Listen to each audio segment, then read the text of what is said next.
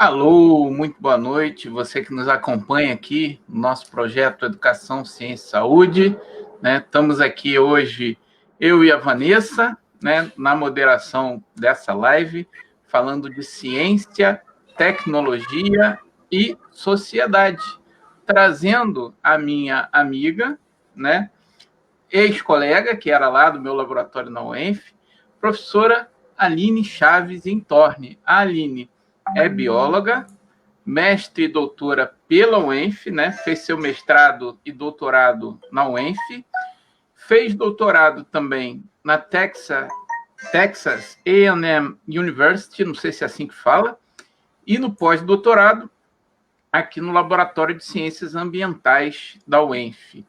Desde 2013 a 2018, ela esteve lá como minha colega na UENF, né? E atualmente é professora do Instituto Federal do Rio de Janeiro, orientando alunos desde o ensino médio, desde aquele cara que pega na escola, e eu acho muito importante, né? Você já começa com um aluno no ensino médio até o doutorado, né? E é interessante que muitos alunos da Aline fazem todo esse percurso, né? O cara começa no ensino médio, é seduzido pela Aline e ela arrasta o sujeito até o doutorado, pós-doutorado, e por aí vai. Falando de microbiologia ambiental e divulgação científica. É isso, Aline? É isso, João. É um prazer estar aqui com vocês. Queria agradecer um convite, dizer que somos colegas, né? Continuamos aí, eu continuo na UENF, né? Que sempre foi uma casa para mim. Eu nasci quase na UENF, né? Me tornei cientista na UENF, professora na UENF, e hoje continuo na UENF fazendo trabalho na pós-graduação, no CEDERJ, e tenho a felicidade também de estar no Instituto Federal do Rio de Janeiro como servidora, agora um pouquinho mais próxima do sul fluminense, mas com um pé ainda aqui no norte fluminense, trabalhando com esses alunos desde o ensino médio, felizmente, até o doutorado. É um prazer enorme.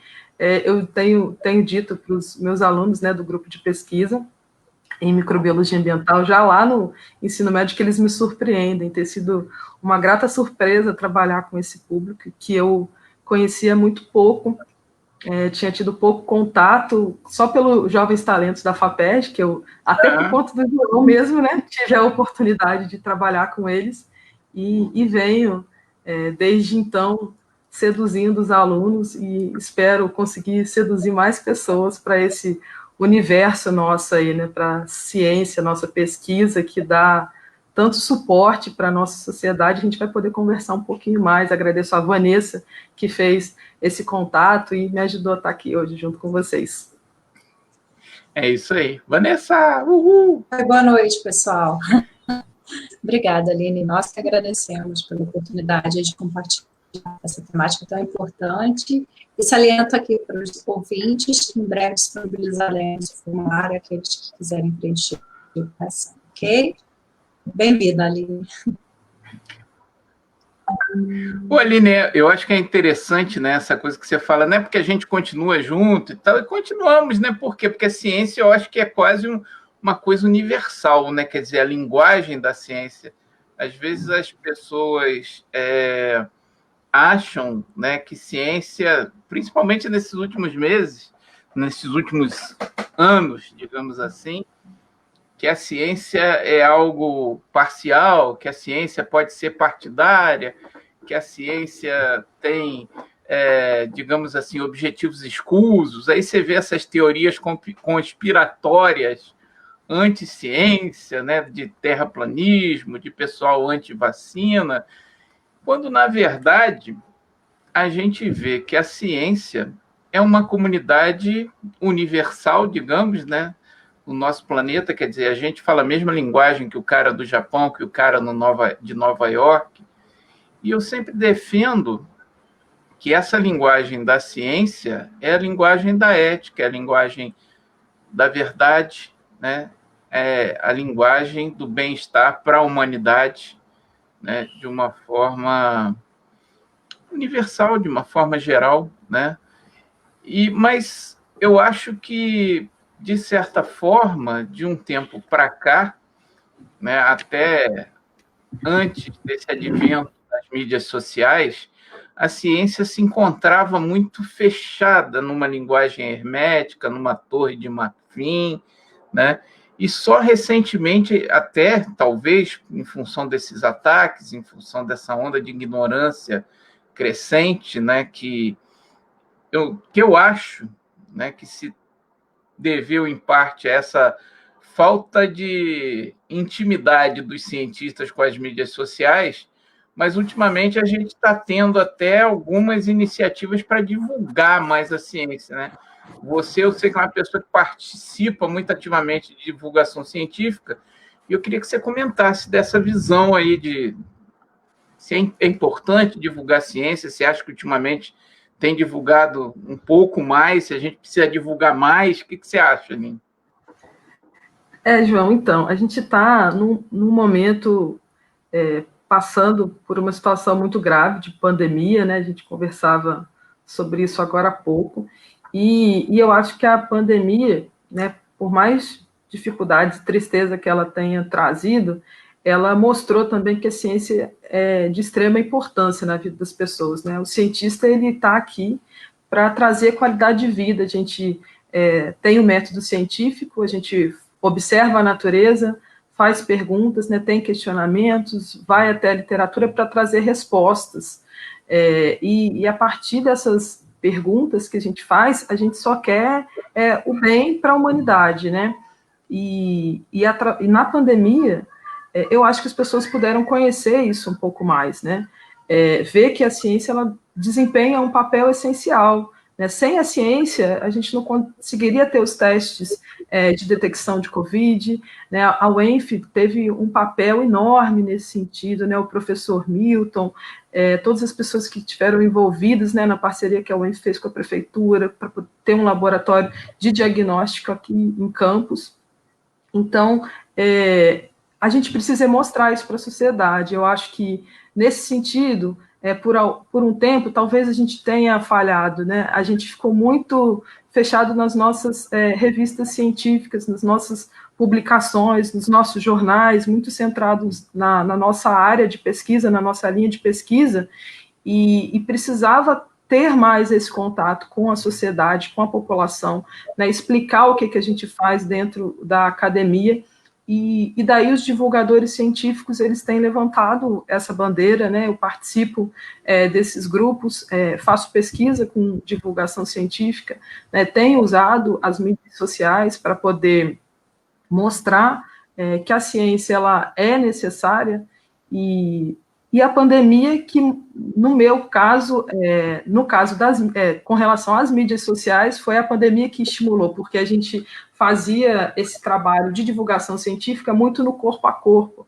A gente tinha muito uma relação de ir às escolas, de participar de feiras de ciência, e participar, oferecer cursos, palestras, mas por mais que a gente até tivesse uma página em mídia social, a gente não tinha, que é o Ciência Pra Gente, né? Convido vocês a conhecerem, né? A gente está no Instagram, está no Facebook, e foi na pandemia que a gente passou a fazer postagens diárias sobre o assunto, né? O trabalho remoto, ele movimentou isso. Até então, a gente não dava esse valor para as mídias sociais. Então, na pandemia, as pessoas ficaram muito atentas, e a gente também acordou para as mídias sociais, eu diria, pelo menos no que tange o meu grupo. Mas já há muitos anos a gente já fazia esse trabalho presencial que tinha uma repercussão, mas a partir do momento que a gente foi para as mídias sociais, isso ganhou uma amplitude muito maior. Os números das mídias sociais, eles nos assustam, né? Quando a gente vê lá o alcance, 83 mil usuários, assim, é surreal, né? E por conta até disso, a gente teve a primeira premiação internacional do grupo foi pelo trabalho que a gente fez na pandemia com as mídias sociais, né? A gente não... Como é que foi isso? Como é que foi essa história aí?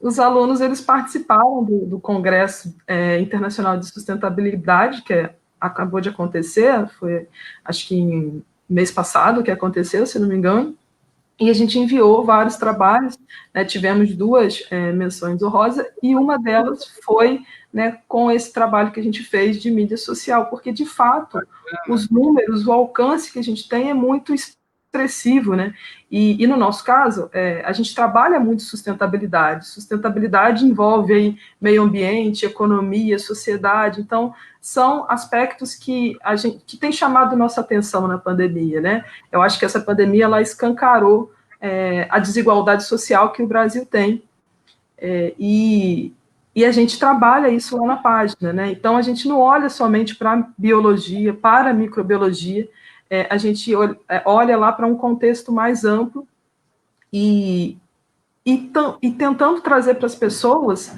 né, a informação que elas querem naquele momento, né, fazendo um balanço.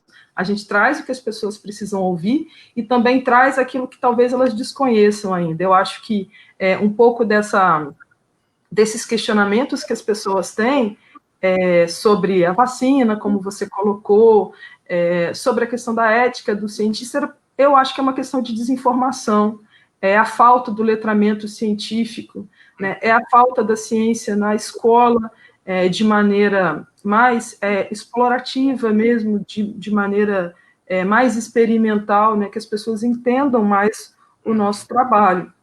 Então, é importante divulgar ciência sempre. Eu acho que os divulgadores científicos, o Átila Yamarino, né, virou uma celebridade, a Natália Pasternak também, e são pessoas que a Natália Pasternak ela foi, né, por bastante tempo coordenadora do Pátio de Science, e por conta disso eu tive a possibilidade de conhecê-la. Então, assim, é um exemplo, né, o trabalho que ela faz para a gente.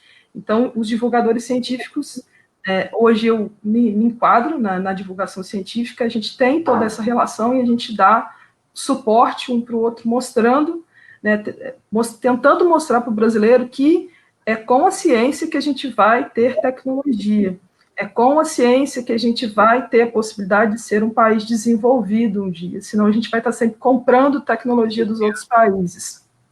Né? A gente precisa avançar. Você falou de uma coisa muito interessante, né? E eu comecei a falar também dos terraplanistas, dos conspiracionistas, né? Que a gente vai ver nesse site, que também é surpreendente, que tem um monte de gente junto, e a gente nota algumas coisas interessantes. Óbvio, primeira coisa, não tem nenhum cientista, isso não é surpreendente, porque os caras só falam besteira, né?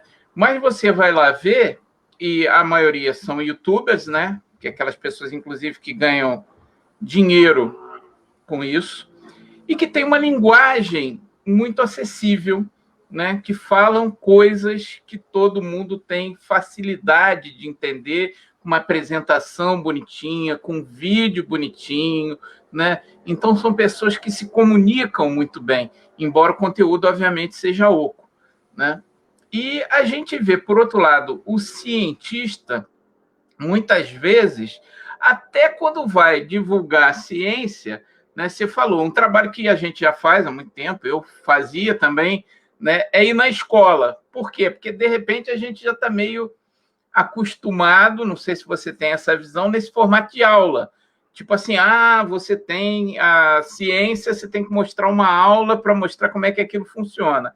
E, por outro lado, né, você organiza o Pint of Science aqui em Campos, aqui na região, na verdade, né? E como é que é isso, cara? Como é que você leva a ciência para um bar? Dá para levar? Porque é algo meio fora da realidade, né? A gente tem que realmente levar a ciência para o bar. Como é que funciona isso? Então, João, você falou, né, da linguagem que os youtubers têm, e da nossa linguagem de cientista, que a gente aprende na academia, que deve ser uma linguagem culta. Uhum. Talvez esse seja aí uma das barreiras que a gente tem que superar para falar com a sociedade. Você precisa ser popular, né?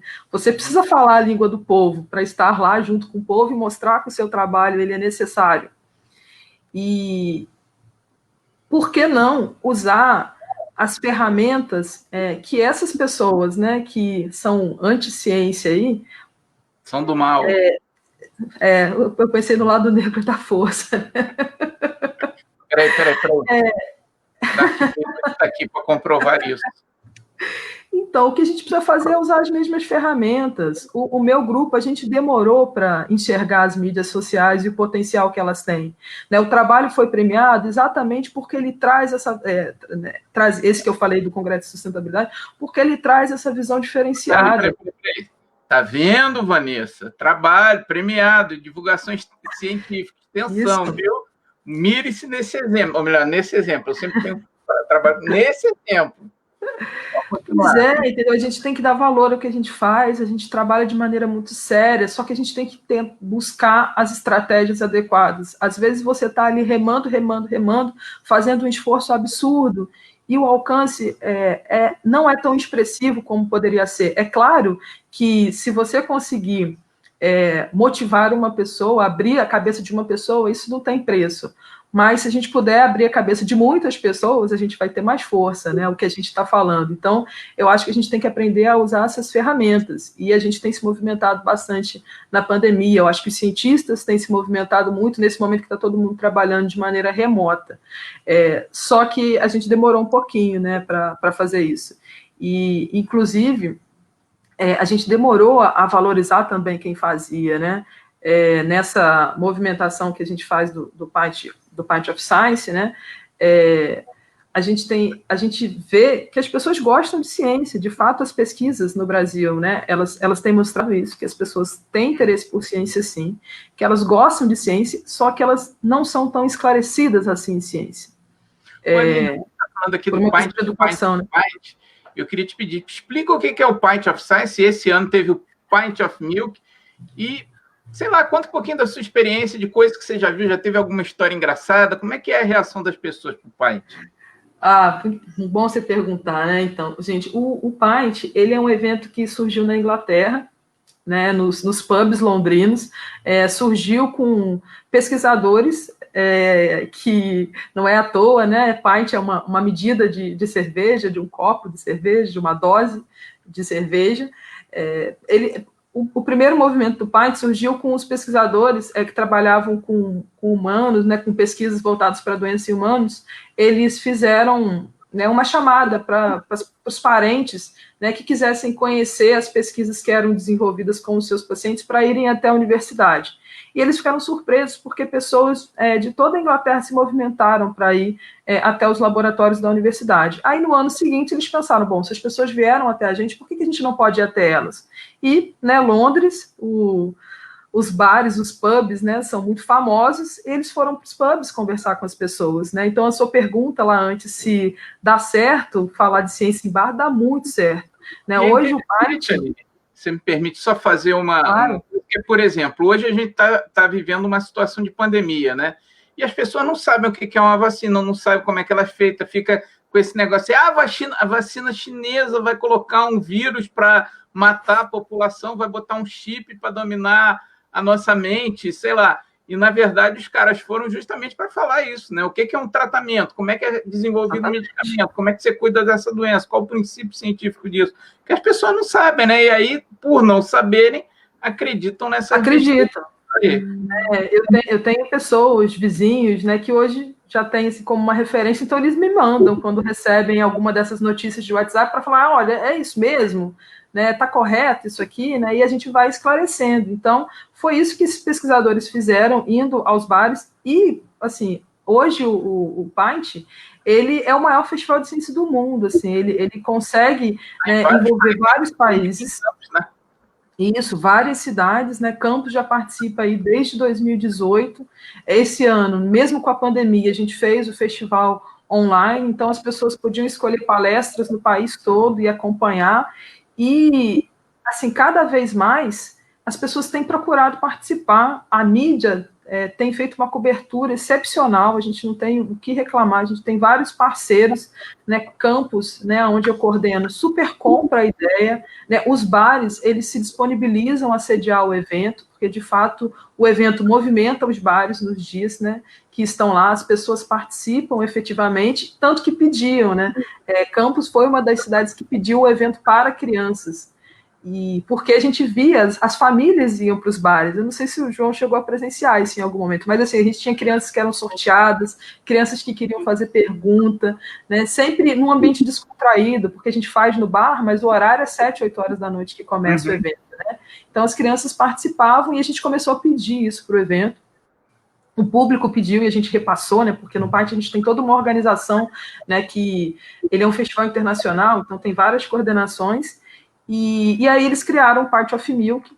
O Canadá começou fazendo em maio desse ano o festival online e a gente seguiu com a ideia e em Campos foi maravilhosa a experiência, porque as escolas participaram, né? As escolas colocaram como atividade realizar o Pint of Milk, que os seus alunos participassem, né, e aí eles davam ponto por conta da participação do aluno, isso estimulou os alunos a perguntarem, e a gente fez toda uma avaliação do evento, e foi muito positivo, né, porque os professores deram esse retorno, que os alunos, nas suas aulas remotas, comentavam sobre o evento, queriam saber sobre os assuntos, e a gente pôde trazer pessoas que estavam fora do Brasil, né, pesquisadores que estão na Europa, pesquisadores brasileiros, né, que estão nos Estados Unidos, e estimular as crianças, né, porque quando criança, né, a minha filha, não por minha causa, porque acho que ela não tem essa compreensão, mas por causa do show da Luna, não sei se vocês já ouviram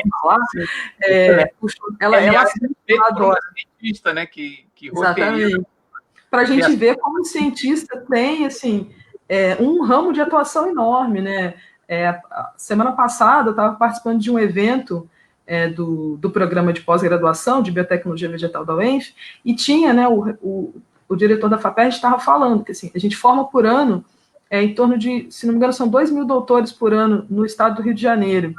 A gente não tem espaço para esses 2.000 doutores na academia, gente. A gente tem que começar a pensar que um doutor não necessariamente é um professor de universidade, de um instituto, né, que só são essas as linhas de atuação. A gente pode empreender, como era lá o evento, a gente pode se tornar divulgador científico, a gente pode ir para a imprensa falar, né? Então, a minha filha, não por minha causa, como eu estou dizendo, mas por causa do show da Luna, às vezes ela fala que ela quer ser cientista. Então, a criança, ela tem um apelo pela ciência, ela tem uma admiração pela ciência que, aos poucos, se perde no adolescente. Né? Eu que convivo com aluno do ensino médio, eles não falam que eles querem ser cientistas, eles não enxergam isso como uma profissão, como uma possibilidade. Os nossos cérebros estão sendo perdidos. Né? Olha os talentos que estão sendo desperdiçados, né? Eu acho que a população em geral tem uma ideia muito negativa, né? Você vê há pouco tempo atrás, essas campanhas que foram feitas aí por políticos, né, dizendo que na universidade se só tinha maconheiro, pessoa que ia fazer sexo e ficar nu na universidade. E é como eu te falo, eu estou há sei lá quantos anos, não é bom nem dizer quantos anos eu estou na universidade, e hoje sou chefe de um laboratório, e sempre o que eu vejo na universidade é muito trabalho, né, e trabalho sério, né, e para salvar vidas, o que a gente sempre faz.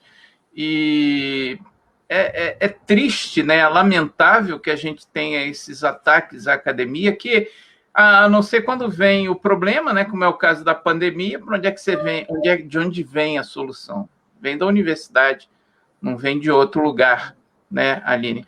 Mas, assim, eu acho interessante você, e eu sei que você trabalha para isso, né, de mudar essa imagem do pesquisador, porque quando as crianças entendem o que é ciência, entendem a sua importância, entendem a importância da gente usar a ciência para fazer um mundo melhor, para entender melhor o mundo que a gente vive, né, isso muda, inclusive como carreira, porque, como eu falo, se a gente chegar na UENF e perguntar, né, onde é que você fez o seu mestrado, onde é que você fez o doutorado, onde é que você fez a sua bolsa sanduíche, você vai encontrar pessoas que foram para os Estados Unidos, que foram para o Japão, você mesmo foi para o Texas, né? Eu fui para Illinois, nos Estados Unidos, e assim a gente tem, né? Assim como opção de carreira e tudo mais. Mas as pessoas ainda têm essa visão que é passada propositalmente para desacreditar a ciência, do cientista como alguém que não produz, né? Como alguém que está ali de bagunça. E essa ideia, eu não sei, né? É muito triste, enquanto alguns países investem pesado em ciência e tecnologia, até como uma forma de melhorar a economia, né? Porque ciência gera conhecimentos, conhecimento gera produção, inovação gera recurso tecnológico. A gente não tem essa visão, né, Aline? E como mudar isso na cabeça das crianças? Pergunto eu a você. Olha, eu acho que assim, o cientista ele tem um trabalho árduo pela frente, né?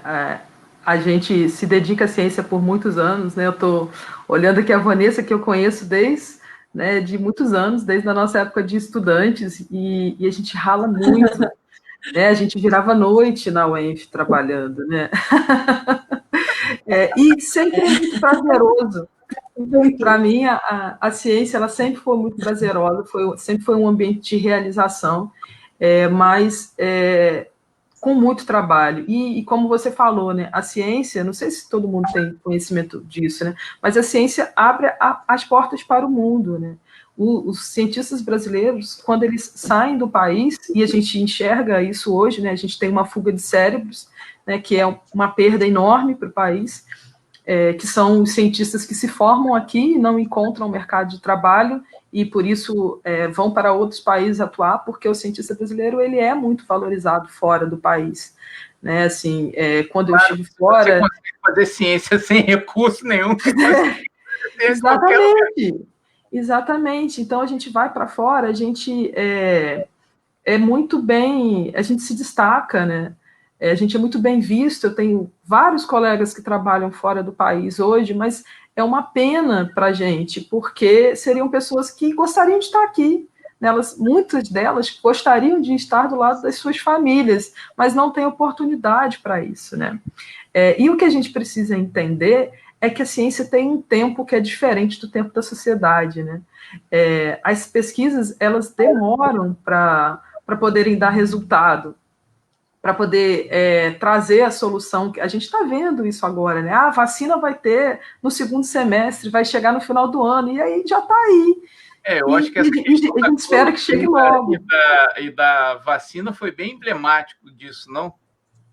Sim.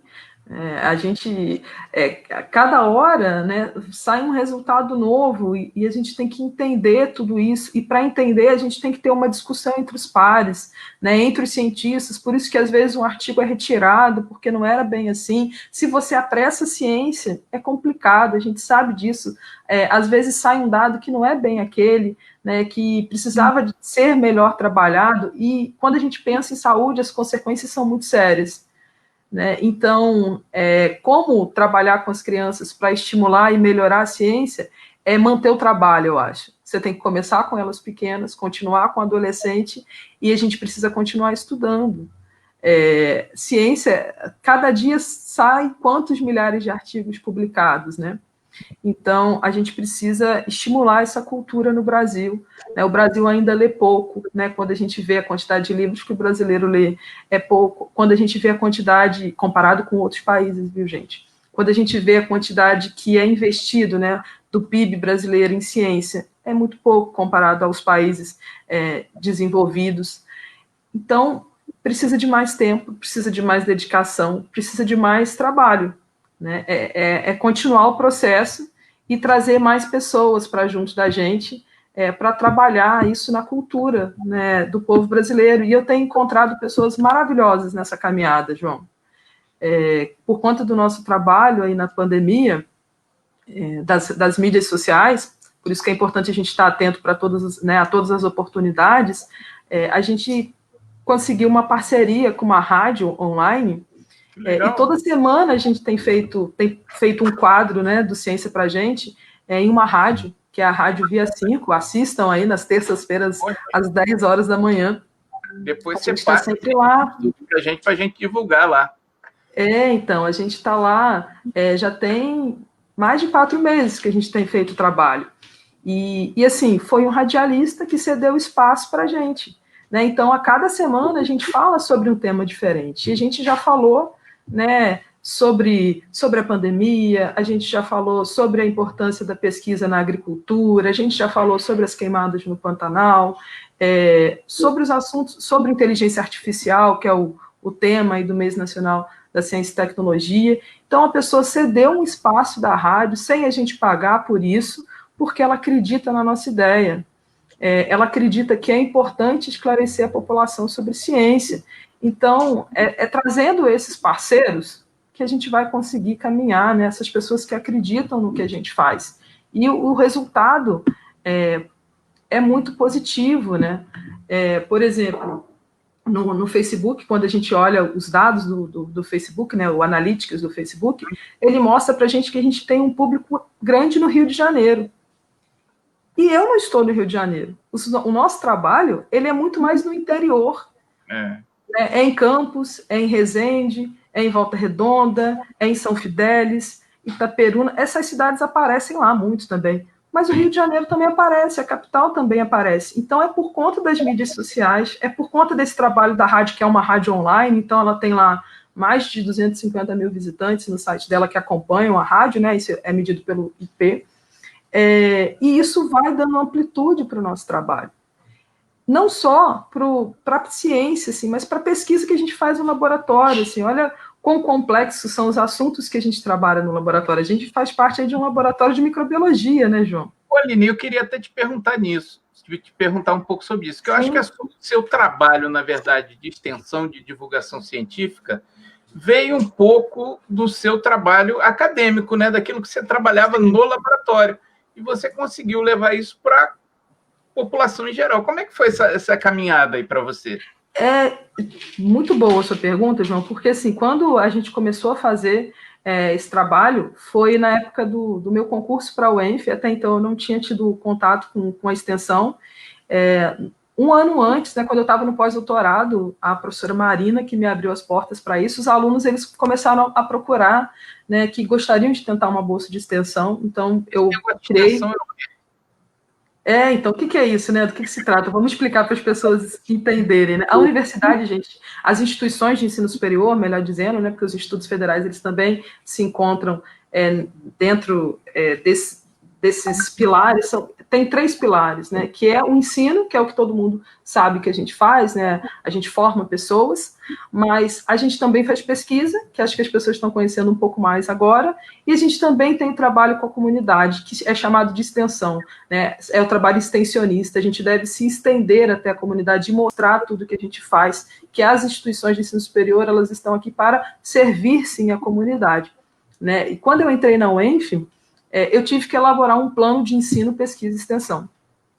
Né? Eu estava começando a trabalhar a extensão, o ensino, né, para mim já era rotina, eu tinha tido essa experiência na pós-graduação, né, de participar de disciplinas, né, de dar as aulas e tal, e a pesquisa também era a minha rotina, e a extensão era algo novo. Então, o que eu fiz foi trazer para a extensão o que eu fazia no laboratório de uma forma que as pessoas pudessem entender, né? E como eu trabalho com microbiologia ambiental, eu levei o projeto para a educação ambiental e a gente começou a fazer esse trabalho nas escolas. No início foi muito difícil, viu, João? Falando bem a verdade, porque as pessoas não entendiam, a gente também não sabia fazer, não falava com tanta clareza, e aos poucos a gente foi aprendendo ao ponto das pessoas começarem a nos ter como referência, né? Hoje, professores, né, felizmente, né, os professores, professores da rede pública, da rede estadual, da rede municipal, eles me procuram para poder orientá-los na pós-graduação, né? Eu participo do programa de Ciências Naturais na UENF, que tem uma ênfase de ensino de ciências. Então, os professores, à medida que a gente teve esse contato nas escolas, eles viram que eles poderiam se qualificar mais. Por que o professor de escola ele não pode ter mestrado e doutorado? Né? E eles começaram a nos procurar. Então, cada vez mais, a gente passou a ter relação com as escolas, o nosso trabalho foi reconhecido, empresas começaram a nos procurar também para falar com seus trabalhadores, para dar palestras em empresas, outras universidades, tanto públicas como particulares, se tornaram parceiras, né? Hoje eu trabalho com a Estácio, né, em Macaé, eles trabalham bastante com a gente, entre outras instituições, né? O CEDERJ também, que é o Consórcio de Ensino à Distância do Rio de Janeiro, onde várias universidades participam, e eu tenho o prazer de participar aí por conta do João, que me levou para lá, possibilitou que eu participasse. É um braço para tudo que a gente faz. Com o CEDERJ, a gente tem uma capilaridade enorme, a gente chega nos municípios, nos menores municípios que o Estado tem, então a gente tem trabalho em Bom Jesus, né, em Itaocara, agora também a gente tem no Sul Fluminense, a gente tem em Angra, em Volta Redonda, então a gente conseguiu chegar a muitas cidades e de forma que as pessoas sabem o que a gente faz. Então a nossa extensão, ela se tornou ainda maior, né? E aí, para mim, extensão ou divulgação científica está tudo no mesmo patamar, né? Tá junto ali, né? Uma coisa está intrincada na outra. E a sociedade precisa saber o que a gente faz, né? A gente trabalha muito, como a gente falou, e as pessoas conhecem pouco ainda, né? Por isso é importante. Hoje a gente tem relação com prefeituras também, tem prefeituras que nos procuram para oferecer cursos de capacitação, de formação para os seus professores, né? De formação continuada. A gente tem parceiros, né, de muitos anos aí nas prefeituras também que abrem as portas para a gente, né? Uma colega nossa, o João certamente conhece, a Carla Salles, nos ajuda muito, né, em campos. E é importante. Exato, é importante demais para a gente conseguir avançar e chegar nas pessoas, né? Esses contatos, eles vão fazendo com que as portas se abram. Então, a nossa extensão cresceu dessa maneira, né? Que, felizmente, hoje é premiado no Congresso Internacional, muito organiza bacana. Um evento internacional, né? Que é o festival Part of Science e o Part of Milk. Então, tem muito trabalho para fazer, né? A extensão, ela traz muitos resultados positivos e a nossa pesquisa cresce com isso, né? Porque eu mostro para as pessoas o que eu faço na microbiologia ambiental, né? Que é a linha de pesquisa que a gente tem. Eu mostro para elas que os micro-organismos trazem benefícios. Eu queria te perguntar exatamente isso, né? Porque eu conheço um pouquinho do seu trabalho, não só o seu trabalho de pesquisa, mas o seu trabalho de extensão, e acho que você faz umas coisas bem bacanas, principalmente com relação educação ambiental, né? Porque as pessoas às vezes não relacionam. Tá queimando a Amazônia. Qual é o problema de queimar a Amazônia? Aí depois você não entende por que a temperatura aqui chega a 45 graus, né? Por que você tem seca?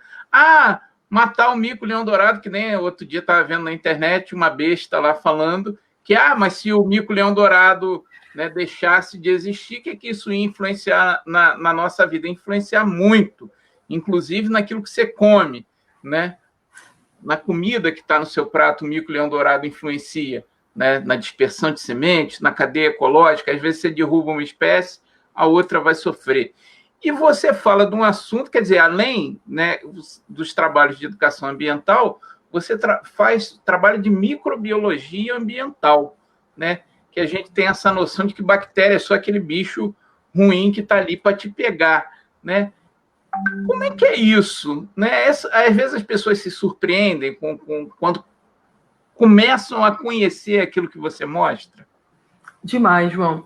Os alunos que trabalham lá comigo, né? Eu trabalho com alguns alunos que são licenciados. Eu me lembro da Vanessa também, que é de Bom Jesus, que ela tinha uma prática, assim, quando a pessoa chegava no nosso estande da Feira de Ciências e ela ia começar a mostrar os micro-organismos, ela mostrava, assim, os dedos aqui da mão e falava assim, olha, tá vendo isso aqui? A gente tem tudo isso aqui de micro-organismo. Só isso aqui é tudo que é bom. Só isso aqui é o que é ruim. Eles estão no nosso corpo, eles fazem parte da gente. O oxigênio que tem na atmosfera, a maior parte é produzida por micro-organismos.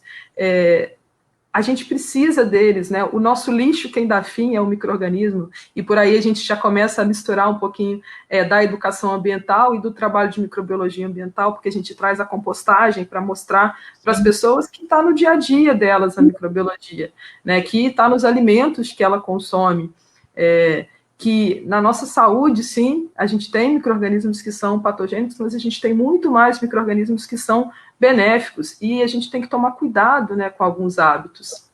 E é interessante, né, porque agora a gente está numa campanha eleitoral de pessoas aí dizendo, vote em mim por causa disso, que aquilo, e é difícil você ter alguém que procure a universidade para ver, como é que eu posso, sei lá, de repente reciclar o lixo do meu município, o que eu faço com o lixo do meu município?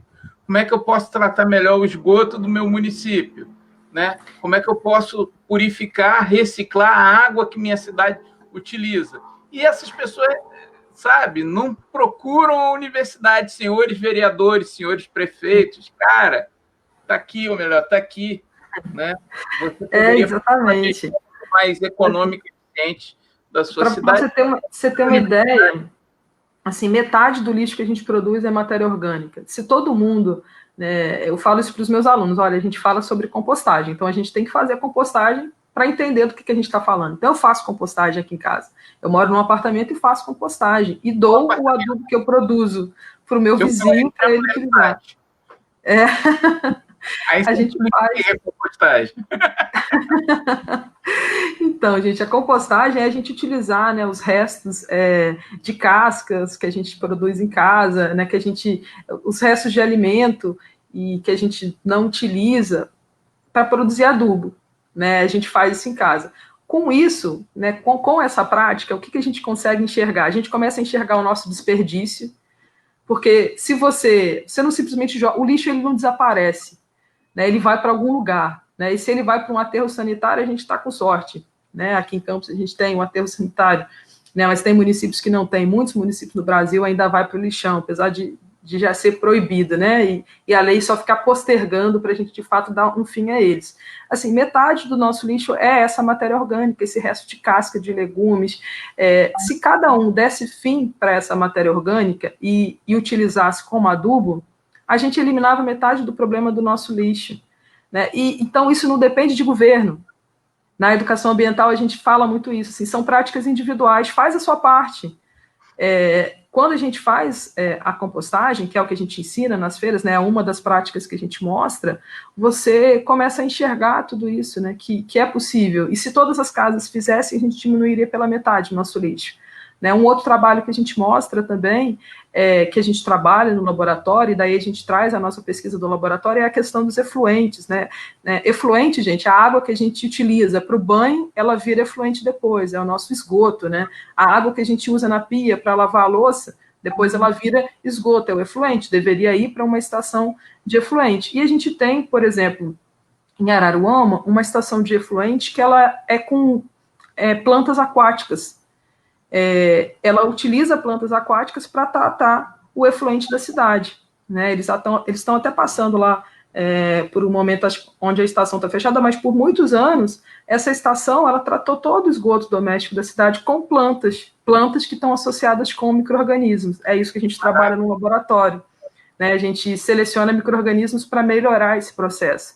Né? Então, muito do que a gente faz no laboratório tem relação com o que a gente vive na extensão. A gente trabalha com biorremediação no laboratório, ou seja, utilizar micro-organismos e plantas para poder tratar o ambiente, para poder dar fim, ou melhor, reaproveitar, né, o que a gente produz de lixo. Né? Uma das formas da gente fazer isso com resíduo sólido é a compostagem, e uma das formas da gente tratar o efluente, que é o líquido, né, é nessas lagoas, utilizando plantas aquáticas. Claro que tem cidades urbanas com uma população muito grande que não tem área para fazer uma lagoa. Mas se eu utilizar os micro-organismos que estão associados com essas plantas, que a gente vê crescer aí em ambientes contaminados, eu consigo tornar o processo numa estação de tratamento mais barato. Né? É um pouco disso a pesquisa que a gente faz no laboratório, né? Encontrando aí micro-organismos que conseguem tratar, biorremediar metais, que são um problema para o país, né? A gente tem algumas Enterobacter, né, que são bactérias, a gente tem algumas leveduras também que têm se mostrado muito eficiente em remediar metais, né, se mostraram muito resistentes, e a gente tem agora começado a trabalhar também com solos contaminados com herbicidas, né, a gente começou um projeto com o Espírito Santo, na Universidade de Vila Velha, através do professor Alessandro, nosso colega também. Isso aí, para tratar glifosato, utilizando micro-organismos. Então, assim, é uma alternativa mais barata para o processo. E tudo isso dá para a gente mostrar para a sociedade de forma muito aplicada e muito clara a importância do que a gente faz. Às vezes a gente está lá estudando o gene de resistência, mas ainda assim dá para mostrar a importância disso para a sociedade, né? É importante que a gente faça isso para que as pessoas tenham essa cultura da ciência e a gente consiga avançar. Né? Ou seja, com a ciência, com micro-organismos, você pode usar o micro-organismo para tratar a água, a planta para tratar a água contaminada, né? O micro-organismo para, né, acabar com o problema do lixo orgânico no ambiente, e as pessoas às vezes não sabem disso. Ainda tem o Felipe que usava lá os micro-organismos para fazer ouro, né? Isso aí é outra questão. A gente ainda chega lá, né? Porque a gente trabalha com metais, ouro, prata são metais também, né? Quem sabe a gente consegue aí alguns que acumulem quantidade ouro para a gente. Mas é nisso que a gente tem trabalhado. Eu sempre brincava com o Felipe, né? Daquele fungo lá que ele trabalhava, que tem alguns estudos que o pessoal usa o fungo para concentrar ouro, partícula de ouro, que é o metal que está lá. Né? Tem alguns trabalhos nos Estados Unidos que tem alguns rios tão poluídos já com metal que eles começaram a extrair metal do rio. Eles poluíram e agora estão extraindo metal de volta, né? Para pegar o metal que está lá diluído. Para poder reutilizar. O ouro, que realmente acontece, mas não é o mais comum, muitas vezes você usa para tirar metais que estão ali poluindo aquele ambiente, né? Exatamente. A proposta é essa. A gente tem trabalhos com cádmio, trabalhos com chumbo, com mercúrio, zinco, cobre, tem apresentado resultados aí bastante interessantes para a comunidade científica e mostrando, né, que a ciência tem resposta para dar, só que isso leva tempo. Né, o tempo da ciência, que não é ao mesmo tempo, né, da sociedade. Então, a gente precisa, nessa balança aí, conseguir se equilibrar, né, com a ciência, a sociedade e a tecnologia, que a gente só vai ter através da ciência, a gente não tem outro jeito, senão a gente vai ficar comprando tecnologia, e por isso que a gente está nesse mês aí tão especial, que é o mês nacional da ciência, tecnologia e inovação. Tem até algumas curiosidades sobre isso, João. Fala um pouquinho para a gente sobre isso, Aline. Nesse mês então, estamos valorizando a ciência, mês, pelo menos um pouco. Esse mês ele passou a existir esse ano, né, como Mês Nacional da Ciência, Tecnologia e Inovação, foi um decreto de lei aí do presidente, mas já existia, né, como Semana Nacional da Ciência e Tecnologia.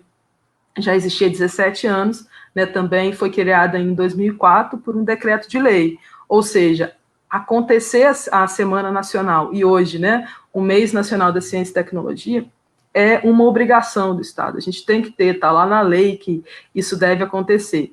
E tem sido feito um trabalho muito grande pela Coordenação de Popularização da Ciência, que é um grupo, né, de trabalho que tem no Ministério da Ciência, Tecnologia e Inovação, para a gente conseguir chegar a todas as cidades do país. Né? Então, a gente já participa há alguns anos desse evento, onde a gente quer mostrar, a gente quer tirar esse mês, né, nas nossas comemorações, para cada brasileiro conseguir enxergar como a ciência faz diferença na vida dele. Por quê? É a ciência que traz tecnologia. Porque tecnologias, a gente não faz pesquisa necessariamente pensando que aquilo vai gerar uma tecnologia, né? Os celulares, tudo isso é fruto da ciência. Mas aquele pesquisador que começou a fazer a pesquisa, não necessariamente, ele não fez a pergunta dele pensando que aquilo se tornaria uma tecnologia. No entanto, virou e transformou nossas vidas, né? Quem vive sem celular hoje? Todo mundo tem um smartphone na mão, de modo geral, né? A população, quem está vendo aí a nossa live, ou quem vai ver, muito possivelmente vai ser pelo celular. Né? Os brasileiros têm mais acesso ao celular do que a computador. E isso veio de uma pesquisa. Né, a gente tem esse dilema aí entre pesquisa básica e pesquisa aplicada, que, na minha opinião particular, não é tão relevante assim, porque a gente não teria pesquisa aplicada se não fosse a pesquisa base. Né? Uma coisa é intrínseca à outra. E a tecnologia é o mesmo, né? Assim, a gente só tem tecnologia se a gente tiver ciência. E nesse mês é isso que a gente quer mostrar. Né? Os pesquisadores do país todo, né, os divulgadores científicos, eles se organizam. Tem pessoas muito sérias, né? Eu tenho o prazer de participar da Semana Nacional, do Mês Nacional, né, por conta da nossa colega, a professora Ana Bárbara, né, da Pró-Reitoria de Extensão da UENF, que me levou, né, a participar desses eventos, e ter o prazer de conhecer pesquisadores que fazem isso no país todo, né, e com muita seriedade, né?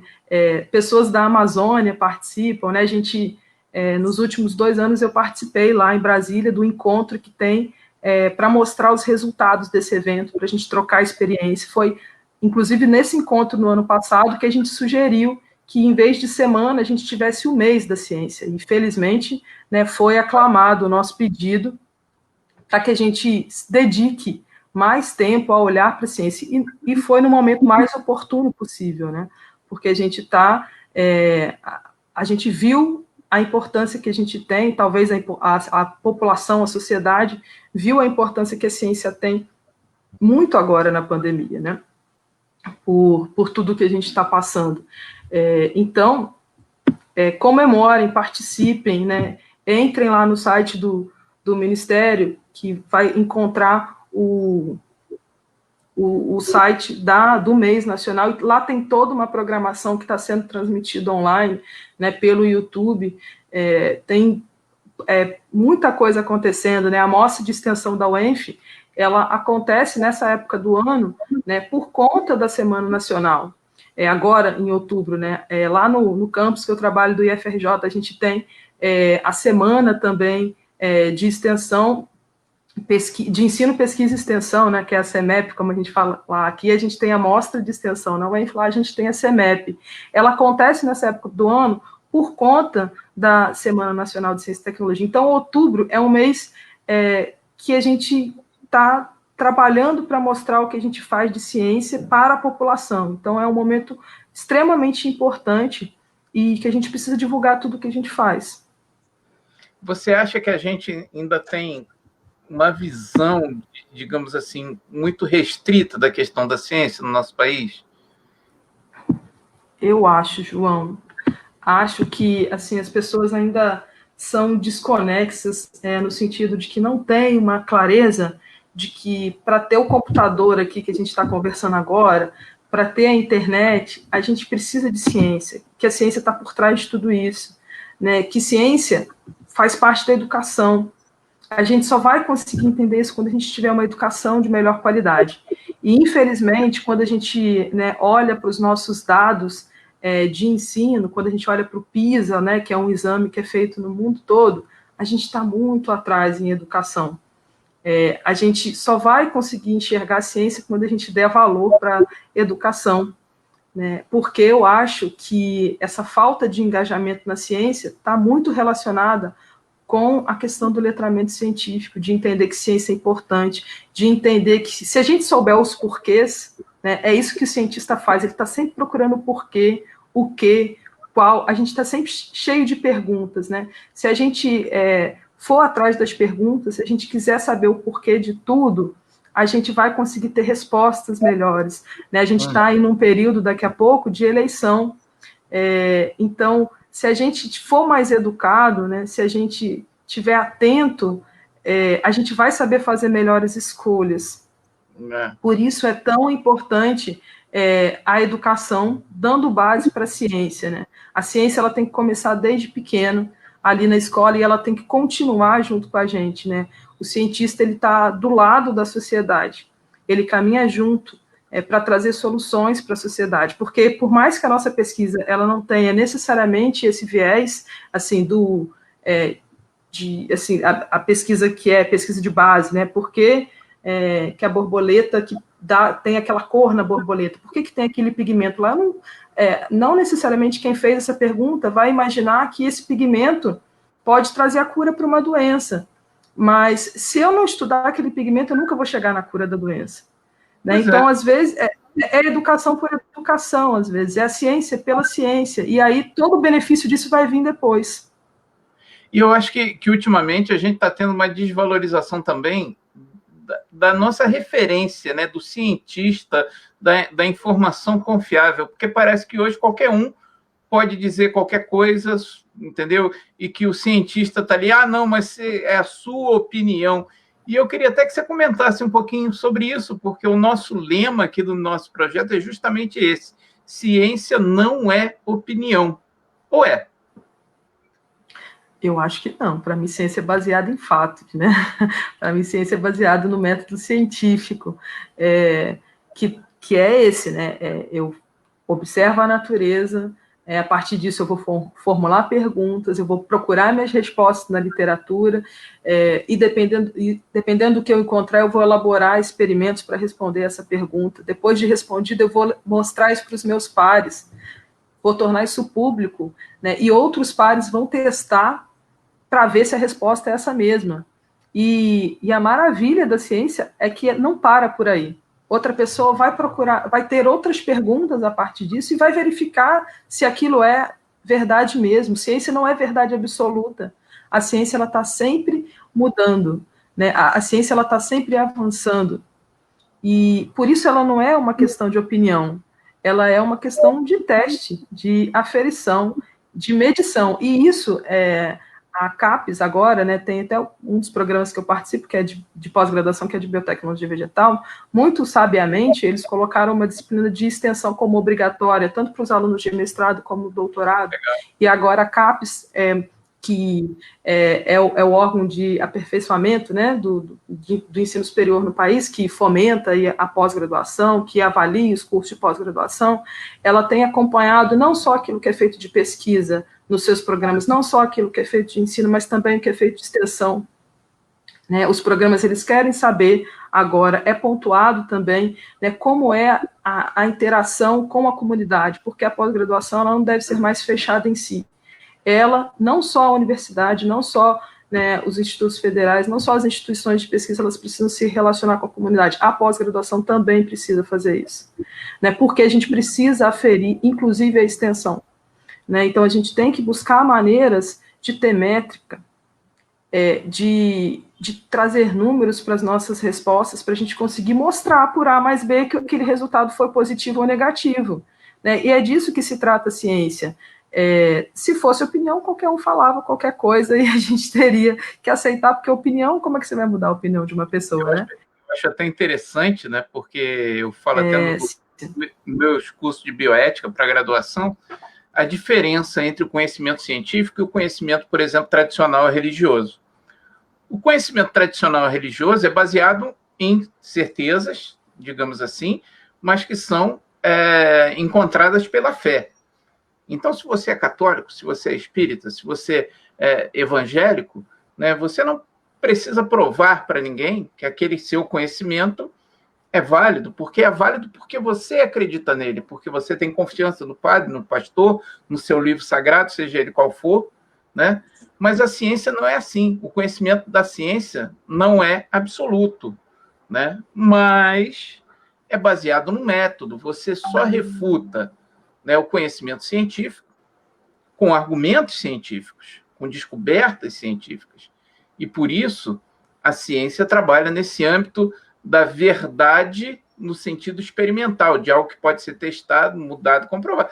E comprovado que vai mudar, né? Que vai mudar, mas à medida que novas descobertas foram feitas. Né? Eu acho que as pessoas têm uma certa dificuldade de entender isso. Né? Hoje em dia, mais do que nunca, as pessoas acham que a verdade científica tem que ser semelhante com a verdade teológica, ou seja, que você tem que ter um conhecimento absoluto e imediato. Você acha isso, Aninha? Será que tem um pouco essa confusão? Tem essa confusão, né? E você me fez lembrar agora do professor Vilmar, né? Nosso querido professor aí da UENF, que hoje está no Butantan, se não me engano. Né? Exatamente. Ele participou da minha seleção de mestrado e eu me lembro, né, toda empolgada, né, no finalzinho da minha graduação, indo fazer a seleção do mestrado. Eu falei, não, já terminei a monografia, já está tudo certo, a gente finalizou a pesquisa. Ele olhou assim para mim, ele falou, se você finalizou a sua pesquisa, então você não está fazendo pesquisa, porque a ciência, ela nunca acaba. Tem alguma coisa errada, porque a ciência ela não acaba. O nosso trabalho ele não acaba nunca, sempre vem uma pergunta atrás da outra, né? E é disso que se trata. Isso é difícil realmente para as pessoas entenderem, né? Eu acho que entender às vezes que um artigo precisa ser retirado, ou mesmo que não, o artigo ele está ok, ele foi publicado, mas que mais à frente foi visto que não era bem assim. E para a ciência é dessa maneira que funciona, porque é importante a gente mostrar os dados, e quando a gente erra, é importante que a gente diga que errou. É importante que os nossos colegas nos vejam que tem algum erro ali, porque não necessariamente foi de má fé que aquilo aconteceu, né? Não é dessa forma que a ciência ela acontece, né? A ciência ela é experimental, ela é testada. Exatamente, né? Então, a ciência ela está sempre aí mudando e avançando, né? Hoje eu estava na rádio falando sobre 5G, né? É muito interessante o trabalho que a gente faz lá, porque a gente tem que falar os assuntos que são interessantes, né? Isso o divulgador científico tem o prazer de fazer, porque a gente aprende muito, né? Então, a gente ir lá e estudar sobre o assunto, porque essa não é a minha linha de pesquisa, e falar com as pessoas que conhecem menos daquele assunto do que a gente. Então, a gente sempre tem algo a somar. E a gente falava do avanço da internet, né? Das gerações. E na ciência é assim, a gente está avançando. E mais à frente, a gente vai ver que algum ponto atrás não era exatamente aquilo e faz parte do processo. E as pessoas só vão entender isso quando elas estudarem método científico. Por isso que a gente precisa ter o letramento científico na escola. Por isso que a gente precisa falar mais de ciência, né? Por isso que a ciência tem que estar na nossa educação. E a gente já está encaminhando aqui para 1 hora de live. Eu vou falar aqui com a Vanessa. Vanessa, você não tem nada para perguntar para a Aline, essa coisa ambiental, o lixo e tal, você está quietinha. Não, eu estou prestando atenção, fazendo um link entre as experiências de tudo que a Aline está do projeto dela, com as coisas que a gente fazia presencialmente no projeto, né, e refletindo isso para esse novo cenário em que a gente está fazendo tudo à distância, online. Então, são novos desafios para os projetos de extensão, porque veio um filme na minha cabeça, ali, assim, a gente experimentando presencialmente como levar a informação, né, da academia nas escolas, as dificuldades, aí no slide você falou sobre isso, como eu fiquei relembrando todas as nossas experimentações, com ciências, vocês participaram lá no colégio que a gente estava atuando, e me remeteu muito, assim, os alunos, dentro de todo esse percurso presencial, que os alunos mais se interessaram pelos projetos, pelas ações, pelo que a gente trazia à disposição, né, dos projetos, inclusive o seu foi um dos mais visitados, e o contato direto, lúdico, cores, as formas, informações no cenário de linguagem foi e é o que mais nos atrai no cenário presencial. Aí eu fiquei pensando, bom, nós estamos agora no Instagram, no Facebook, se adequando, estamos nos reinventando, aprendendo, desenvolvendo habilidade, e fiquei pensando assim, poxa, agora, como você sente, né, que a gente deve atuar daqui para frente, conseguir trazer linguagem popular para o cenário digital, e isso é bonito que vocês já estão fazendo na rádio, porque eu fiquei imaginando uma senhorinha que não tem as habilidades no celular, tinha uma rádio, entendendo sobre aquilo. Poxa, ela está lá ouvindo a sua rádio matinal, que eu vi o programa lá no Facebook, muito legal, depois a gente divulga aqui na página, né, o endereço, tudo certinho. Ela nunca teve contato com o que é uma tecnologia, 5G, 4G, ela vai falar, e uma pessoa na rádio traz essa informação. Fiquei pensando assim, qual vai ser o termômetro das dificuldades? Você tem ido a reuniões, tem discutido a popularização da ciência em Brasília, então você está numa interface entre diferentes entidades, atores sociais que trazem experiências diversas, né? E agora a gente está na cidade de traduzir novamente, só que online, digitalmente, além do presencial. Então, um desafio a mais no novo, como dizem, numa coordenação, no grupo grande, misto, está sentindo agora. Então, Vanessa, olha só, eu vou te contar que a pandemia, assim, ela me pegou em cheio, sabe? Porque quem conhece um pouquinho a minha rotina, eu viajo toda semana, eu atravesso o estado toda semana, essa é a minha rotina, né? Fico um pouquinho no sul e um pouquinho no norte.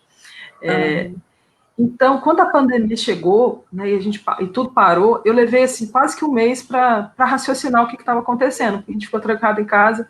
E aí a gente estava no edital da extensão, exatamente na renovação. Aí eu chamei os meninos e falei, gente, a gente tem que fazer uma coisa, porque como é que a gente vai fazer o nosso trabalho, que era presencial, agora? A gente não sabe até quando isso vai, né? E microbiologista que sou, falei, olha, o cenário é complicado, é realmente difícil, a gente vai ter que buscar outras maneiras de trabalhar. E aí foi nisso que surgiu, né? E eu sou muito grata aos meninos que trabalham comigo na extensão, que é muito grande. A gente tem alunos da graduação contribuindo, alunos do médio fazendo um trabalho excepcional, né? Alunos da pós-graduação, do mestrado, doutorado, todos eles contribuem, né? Eu ofereço essa disciplina na pós-graduação, né, de extensão, tanto no mestrado como no doutorado, então eles também contribuem, e por isso a gente conseguiu, né, ter essas postagens diárias. E aí, o que eu pude ver, né, quando começou a rádio? O meu aluno vinha me contar que os familiares dele, lá da roça, né, do interior de São Fidélis, da zona rural, eles paravam para ouvir a rádio. Que legal. Porque era o contato que eles tinham com a pesquisa que o filho dele estava fazendo aqui na universidade. No Paint, no formato online, né, o Part of Science, o Festival de Ciência que a gente falou, a minha mãe participou ativamente, as minhas tias escutam a rádio hoje, participavam e faziam comentários lá. Então, a gente viu, e assim, isso não é só comigo, isso aconteceu com os alunos, né, com os pesquisadores que estavam lá participando, as famílias deles começaram a assistir. Então, foi nessa hora que a gente viu, olha, a gente está conseguindo tocar as pessoas. Está fazendo diferença para as pessoas o trabalho que a gente está fazendo. Por isso que, assim, a gente demorou para acordar. Se não fosse a pandemia, a gente não teria usado as ferramentas digitais, né, as ferramentas das mídias sociais para fazer isso. Por isso foi um grande aprendizado, né, aquilo que o João falou lá no início, sobre as pessoas, né, que fazem esse trabalho anti-ciência, as ferramentas que eles usam, eles são muito, eles sabem comunicar muito bem, então a gente tem que aprender a fazer isso. E foi com esses trabalhos na pandemia agora, né, com essa adversidade, que a gente aprendeu que o nosso trabalho deu um salto, né? Em biologia a gente aprende isso, né? Que a evolução acontece em saltos, né? Que diga, né, o nosso professor Leandro aí. E foi exatamente isso que a gente viu. O nosso trabalho ele teve um salto enorme, né? Ao acessar as ferramentas digitais. E aí eu me lembro que depois disso, né, vários outros grupos, né, começaram a se movimentar. E eu acho, né, e espero que esse movimento seja uma crescente, né? A gente tem visto os divulgadores científicos na TV, o Átila e a Marino fazendo comercial do governo, gente. Né? Eles têm participado de jornais direto, né? No Roda Viva ontem, a Natália Pasternak estava lá.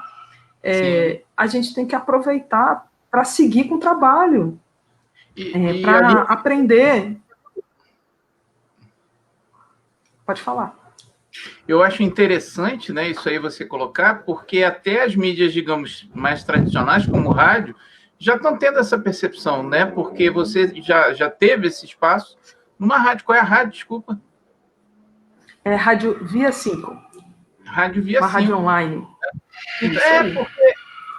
E eu acho interessante que, por exemplo, aqui em Campos a gente tem uma rádio que toca músicas excelentes, né? Eu sempre falo, mas o jornalismo deixa muito a desejar. Por quê? Porque os caras não têm nenhum embasamento científico e colocam notícias que são erradas, notícias falsas, pela má interpretação da ciência. Então, acho que até as mídias tradicionais, de certa forma, eu acho que isso é um sinal da valorização que a ciência está tendo nessa pandemia, não? Sem dúvida, João. E assim, eu vi no Paint, a gente sempre tem o apoio das rádios para divulgar o evento. Né? As rádios sempre entram em contato, né? Eu dou entrevista na rádio, dou entrevista para a TV. A gente tem que aproveitar esses momentos para continuar o contato. Né? A gente não tem feito... A gente está mostrando para uma rádio no sul do estado agora, porque a ideia era talvez ficar com uma rádio aqui no norte e outra rádio lá no sul, mas assim, não é um espaço fácil de conseguir, porque normalmente o espaço na rádio ele é pago. Sim. Então é complicado conseguir espaço, mas eu acho que dá para fazer.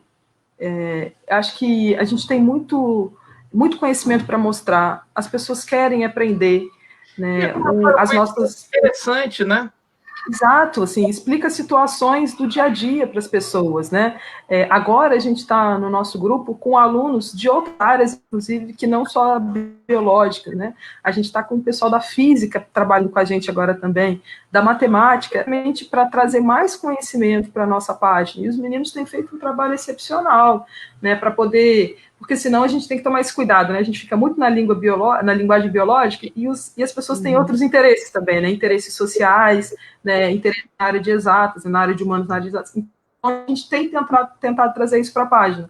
Por mais que não seja tão confortável para a gente falar, porque não seja a nossa área de atuação, mas certamente é mais fácil do que uma pessoa leiga que nunca viu um artigo científico. Então, todos os nossos trabalhos, eles passam por essa curadoria científica e a gente traduz isso para as pessoas, né? Eu acho interessante, né, isso na ciência, de uma forma geral. Eu acho, né, que a ciência te dá uma visão de mundo, que te permite entender melhor o mundo, né? Então, alguém que trabalha com ciência e que não trabalha, digamos assim, que não tem essa visão fechada, parcial, de acreditar em alguma coisa que alguém te disse, simplesmente, né, tem uma facilidade maior de compreender o mundo, de resolver problemas, né? Exatamente, porque a gente está se questionando, né, o tempo todo, a gente está buscando resposta o tempo todo. O cientista, ele já tem essa característica. Então, é só a gente abrir a nossa cabeça e aplicar isso para outras áreas, né? Eu acho que falta isso também, sabe? O cientista, ele ter esse estalo do papel social dele. É claro que a pesquisa dele é extremamente importante, ninguém diz nada diferente disso.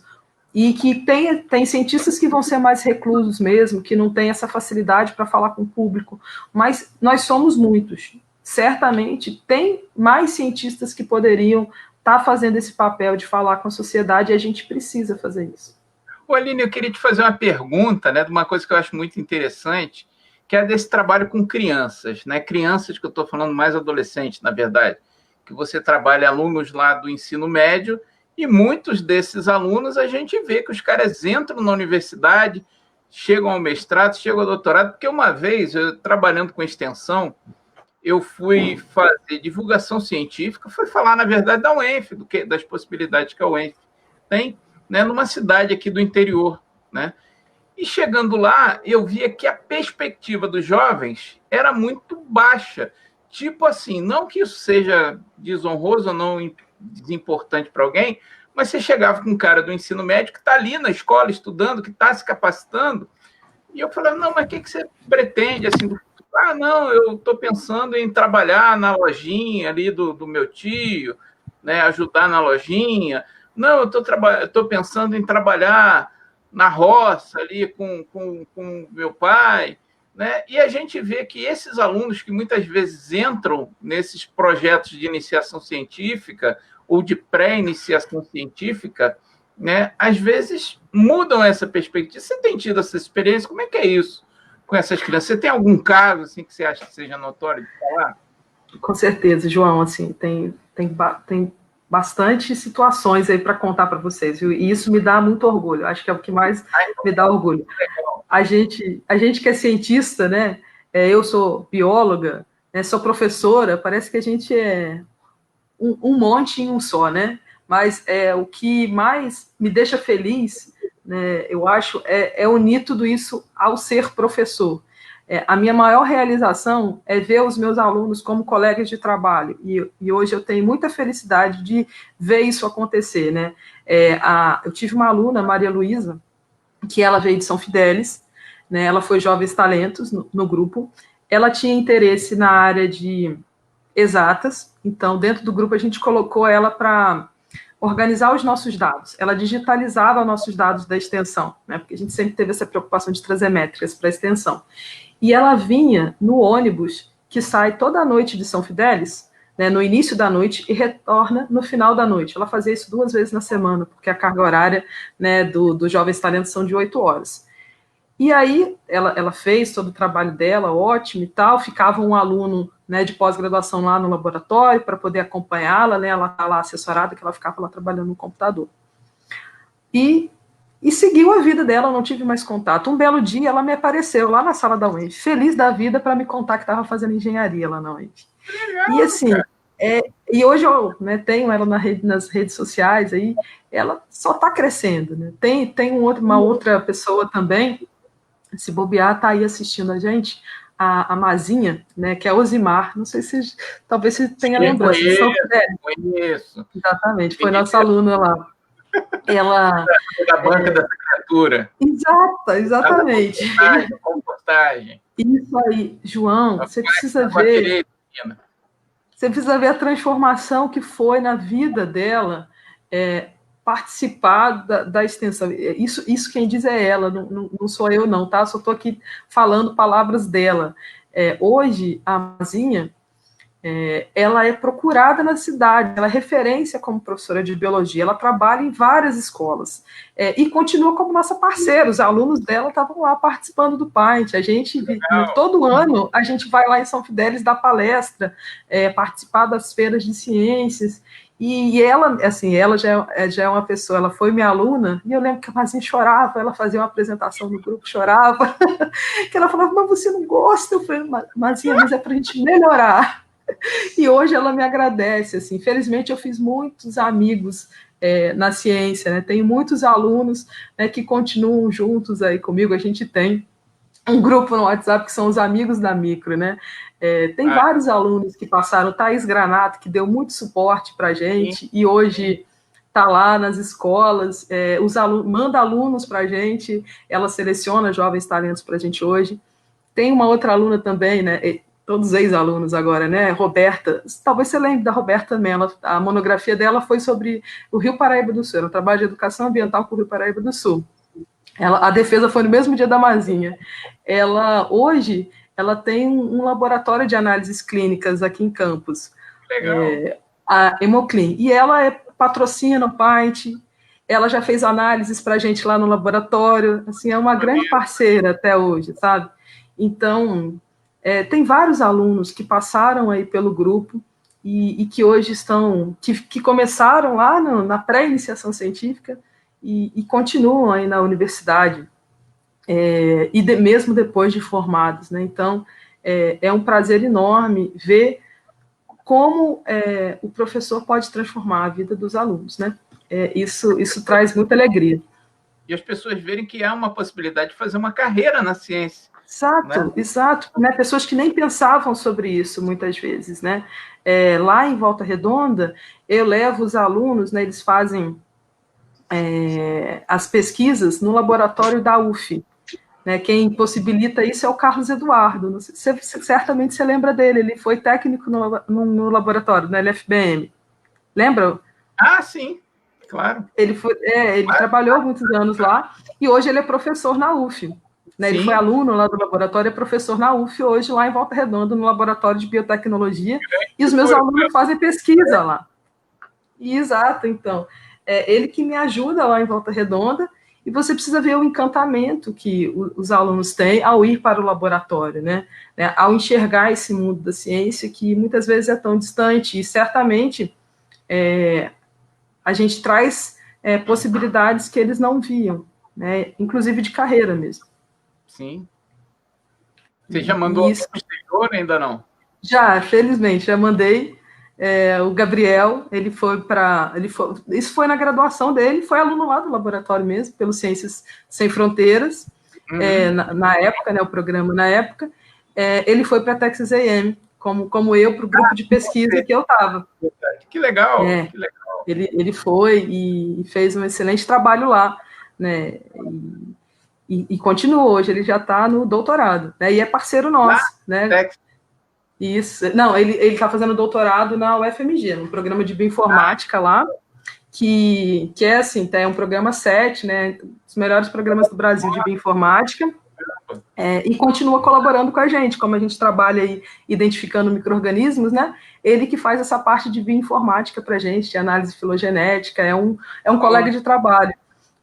Quando eu fiz o meu sanduíche lá no Texas, né, a minha professora lá, a professora Libo, ela teve aqui no Brasil, né, ela veio conhecer o nosso trabalho aqui, é parceira nossa até hoje, né, e eu me lembro, né, porque ela me chamou para fazer o pós-doutorado lá, e na época eu estava nesse impasse, né, para fazer o pós-doutorado aqui, tentar o concurso na UENF ou ir para lá, né, E aí ela falou, olha, eu quero você como uma colega de trabalho minha, né? Não quero mais você como minha aluna, você já tem toda a formação, e para um professor nada melhor do que ter o seu aluno se tornando um colega de trabalho, porque é sinal de que ele conseguiu ascender, né, na carreira, ter uma posição no mercado, e por isso eu fico muito feliz quando eu vejo aí vários alunos que passaram pelo grupo, né, em diferentes áreas, né, na análises clínicas, na sala de aula, né, fazendo doutorado. A Júlia, que passou lá no laboratório, ficou aí um bom tempo com a gente na extensão, né, foi aluna do André, lá no LFBM. Hoje, por intermédio do grupo, assim, ela teve contato com empresas, né, e trabalha em uma empresa hoje, né? Então, assim, a ciência tem várias portas, né, que ela abre. Né? É um mundo que a gente tem pela frente, e é muito bom ver todos esses alunos progredindo, e é o que mais me dá satisfação, mais me dá alegria. Legal, Aline. Eu queria lembrar para o pessoal que está aí nos assistindo que quem quiser uma declaração, certificado, né, de presença nessa palestra, a gente colocou aqui o link, vocês têm que clicar e preencher o formuláriozinho, que depois a gente manda para vocês uma declaração oficial de presença nessa live. Tá? A gente está esperando a certificação oficial da universidade, né, professor? Um dia a gente chega lá, né? E eu vou pedir também para a Vanessa, que está tão quietinha hoje, eu pensei que hoje a Vanessa fosse falar para caramba, né? Triturar lá a Aline com suas perguntas. Porque eu falo muito. Não deixa ela falar. Porque foi a live uma intensidade tão grande que quando eu ia com as perguntas, a Aline já estava respondendo. Então eu me segurava na hora que eu ia perguntar. Mas Vanessa, o pessoal também tem. Não sei se tem mais alguma pergunta ou se. Nossa, a gente tem comentários do pessoal que está assistindo a gente. Comentários, creio que alguns aqui são conhecidos de Aline. Ciência para a gente com fake news. Foi lá no início, quando vocês estavam falando das fake news, Aleph. Também tem o Brendo falando: show da aluna é porta de entrada para mais ciência. Dessa questão lúdica, você estava comentando a respeito da sua filha, alguns comentários nesse sentido, deixa eu ver aqui. Ariel: meu primeiro contato com a ciência, além da escola, foi o Manual do Mundo. Tem algum aluno seu por aí, Aline, desse pessoal que está... Tem, são alunos, são todos alunos. Imaginei. Muito bom vê-los por aqui. Tem também aqui, ó, ciência é a chave do conhecimento, ela nos dá um leque de opções, trajetórias. Infelizmente, ainda não tem muito aqui no Brasil. Precisa mudar isso, né? Disso. Maíra. A Maíra não é aluna, né, Maíra? Maíra não conheço, mas é muito triste essa realidade que a gente vive, né? Quando a gente vê grandes nomes e cientistas tão jovens indo para o exterior, né, deixando o nosso país, porque as condições de trabalho aqui, infelizmente, não nos atendem, né? A gente estava, né, nesse evento que eu estava comentando da semana passada sobre empreendedorismo, nessa mesma palestra sobre a FAPERJ, acho que foi da FAPERJ mesmo, mas mostrando, FAPERJ que é o órgão de fomento do nosso estado, tá, gente, que financia as pesquisas, mostrando que no Brasil, né, pesquisador é muito sinônimo de professor de universidade, a gente tem poucos doutores em empresas, a gente precisa criar essas vagas no mercado de trabalho para poder ter espaço, porque se a gente forma 2.000 doutores por ano, que bom para a universidade, que a gente vai ter uma universidade muito bem qualificada. Quem está fazendo os concursos aí sabe disso, né? Está extremamente concorrido, sinal de que quem entra é muito bom, sinal de que o que a gente tem na universidade é muito bom, e é isso que a gente vê lá fora, tá? A gente tem excelentes universidades no país, e por isso os nossos cientistas são tão bem formados e têm espaço lá fora, né? Eu tive a possibilidade de ir ver, as condições de trabalho são muito distintas, né? Pelo menos aonde eu estive, é muito mais fácil, né, conseguir produzir, e foi uma opção minha ficar aqui, porque eu tive a possibilidade de permanecer lá. Ou seja, as portas estão abertas para os nossos pesquisadores no exterior. Né? As pessoas querem receber. Ora, o Brasil já pagou pela sua graduação, pelo seu mestrado, pelo seu doutorado, às vezes pelo seu pós-doutorado. Se não te querem como mão de obra qualificada lá, você vai procurar posições em outros lugares. Estranho isso, investimento. Você paga a carreira das pessoas e chega no final, você, de certa forma, até discrimina essas pessoas, né? Exatamente. Não dá a condição do cientista trabalhar aqui. Gente, é totalmente compreensível, né, que a gente vá buscar oportunidades fora, porque pensa bem, a gente tem uma bolsa de graduação que é R$400, R$500 nessa faixa. Depois a gente vai para o mestrado, que é uma bolsa, acho que na faixa de R$1.500, se não me engano.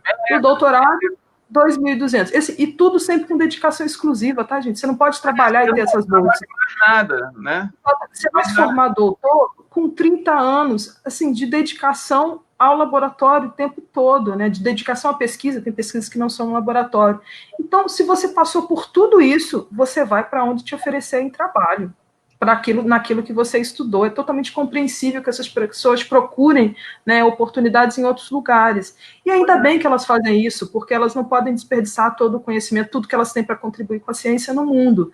Mas é uma pena que o Brasil não enxerga isso. É uma pena que a gente... Eu acho que as empresas poderiam enxergar mais, né? O governo poderia enxergar mais, porque a gente tem espaço nas empresas, né, para desenvolver tecnologia aqui e poupar dinheiro aqui para o governo. Exatamente. Poupar pessoas a desenvolver tecnologia. Exatamente isso que a FAPERJ mostrava, assim, que 80%, né, dos nossos doutores empregados, eles estão em universidade. Na Coreia do Sul é o inverso, eles estão na empresa, porque na Coreia do Sul produz-se muita tecnologia de ponta. O Brasil compra muito da sua tecnologia, por isso os produtos são tão caros aqui. O que a gente vende também é fruto da tecnologia, né? A gente vende muito agropecuária, produtos agrícolas, né? A gente alimenta aí o mundo todo, né? Somos grandes produtores e isso é fruto da ciência também. A gente vê a China, né, como um exemplo de tecnologia. Os caras, hoje em dia, exportam tecnologia. Até pouco tempo atrás, era um país economicamente dependente, né, mas fez um investimento maciço em tecnologia, assim como na época da Segunda Guerra Mundial, o Japão, a Coreia, né, e hoje em dia a China, e o Brasil perdendo esse bonde, né, a gente achando que exportar soja e carne é um negócio legal, ao invés de exportar ciência e tecnologia, né? Pois é, compra soja e compra um celular, um notebook, para você ver qual que custa mais caro. Pois é. A tecnologia ela é mais valorizada, né? Os países desenvolvidos, eles vendem tecnologia, e a gente só vai conseguir desenvolver essas tecnologias aqui quando a gente fomentar a ciência, né? Quando a gente dedicar uma parte maior do PIB para a ciência. Esses países que a gente citou aqui, desenvolvidos, eles investem, né, muito mais do que a gente em ciência, e daí a gente vê o resultado, o impacto que isso tem na economia do país. Né? Ciência não é gasto, ciência é investimento, né? Foi um dos lemas que a gente estava usando aí até pouco tempo atrás, e a gente não pode esquecer disso. Pois é, então vamos ver aí se nas eleições as pessoas se convencem disso, né, e apoiam candidatos, que é como eu falo, a gente, como cientista, não tem partido político, nosso partido é da verdade, é o Brasil. Do bem-estar social, nosso partido é o nosso país, é o bem-estar da sociedade como um todo, mas as pessoas têm que se conscientizar disso, ao invés de serem seduzidas por projetos de destruição, de desvalorização da ciência, né? Desvalorizar a ciência é destruir o nosso país, é nos deixar numa posição subserviente a outros países que dominam ciência e tecnologia, né? Exatamente, João. Assim, não tem outro caminho para a gente desenvolver que não investindo em ciência. Se a gente for só comprar pacote pronto do exterior, tecnologia pronta, não vai ter dinheiro que pague, gente. A gente tem que começar a produzir a nossa tecnologia, e isso vem da ciência, não tem como ser de outra maneira. Com certeza. Aline, a gente chegando ao fim, né, dessa nossa live fantástica com você. Poxa, muito legal conversar contigo, trocar essas ideias.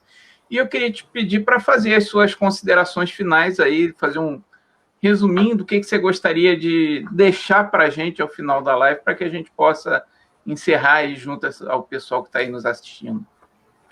João, eu só queria agradecer imensamente você aí, a sua equipe, Vanessa, né, os demais alunos que participam, agradecer os alunos que trabalham comigo. Ciência é feita de jovens estudantes, né, ciência não sou eu que estou lá na bancada pondo a mão, não sou eu que estou lá na feira de ciência, né, ensinando para os alunos. Eu tenho uma equipe aí, acredito, de quase uns 30 alunos, devo ter uns 10, 15 alunos na UENF, mais uns 10, 15 alunos lá no IFRJ, devo estar entre os 20 e 30 alunos, e são eles que põem a mão na massa, né, e trazem aí resultado, porque a ciência vale a pena, é só com ciência que a gente vai adiante, e a gente precisa de mais apoio da sociedade. A gente só vai conseguir esse apoio da sociedade quando a gente for até a sociedade. A gente tem que ir lá, bater na porta de todo mundo e mostrar o nosso trabalho. A gente precisa de mais cientistas fazendo isso.